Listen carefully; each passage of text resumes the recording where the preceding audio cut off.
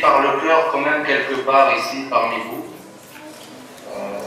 Je ne sais pas si la communication passe très bien, mais moi je vous vois et je vous entends. Donc, donc nous on vous entend parfaitement, Z. Hein? C'est génial la technologie, alors super. Et pour ceux qui ne voient pas, Z porte le fameux masque des Anonymous. Oui. Voilà. Z, pourquoi est-ce que tu n'es pas en Tunisie avec nous aujourd'hui, un visage découvert? Non, je ne me cache pas, c'est pas parce que je me cache ni rien, c'est parce que tout simplement, ça fait presque 5 ans que je dessine comme ça, et j'ai presque une forme, on va dire, de schizophrénie entre ma personne physique qui travaille et qui a un boulot à Paris en ce moment, et puis la personne qui fait des dessins le soir, et qui, voilà, il y a une forme de dissociation entre deux pensées, deux modes de vie, et j'y trouve une certaine forme d'équilibre finalement, et puis une forme de liberté, d'indépendance, d'authenticité, et puis une volonté de pouvoir aller jusqu'au bout, de ne pas me censurer, parce que je crois à la formule de la liberté totale. Et je pense qu'il est très difficile aujourd'hui de défendre cette liberté totale en assumant son quotidien, sa famille, son travail, beaucoup de choses à la fois. Donc voilà, c'est une expérience, je ne sais pas jusqu'à quand elle va durer. Là, je voudrais m'adresser à Plantu directement. Il est l'ami de la Tunisie. Le premier jour de la Révolution, il a téléphoné à tous les caricaturistes ici. Qu'est-ce qui s'est passé en Tunisie pour toi, Plantu?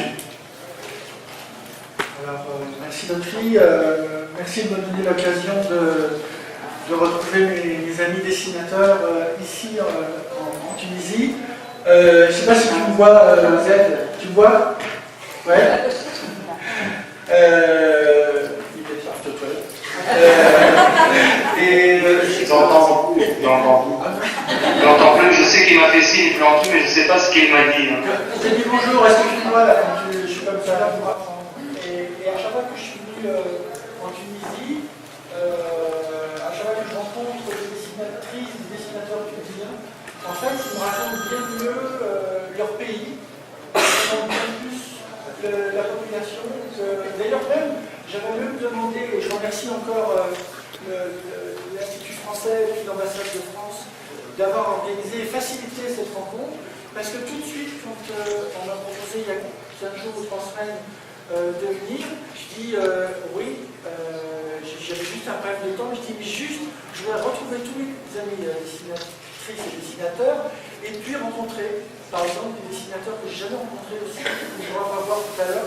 Peut-être que s'il y en a un qui est là, il est bienvenu.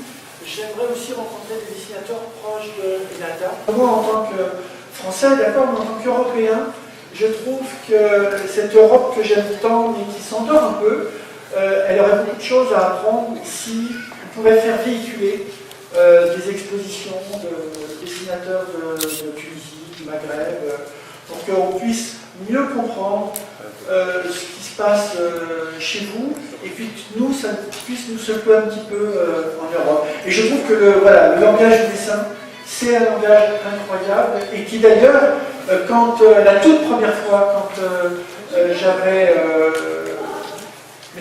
compris que le dessin était un outil magique, c'était quand à Tunis, il y a 20 ans, Yasser Arafat était présent ici.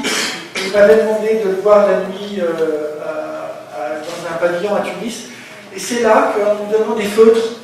Le feutre bleu, par exemple, il a dessiné le drapeau, l'étoile juive du drapeau israélien. C'est là qu'il a dessiné des tas de dessins qui étaient tout simplement l'outil de dessin d'un dialogue entre quelqu'un qui était un homme politique comme le leader palestinien, mais qui n'était pas capable de dire les choses par la parole, mais qui était capable de le dire par le dessin.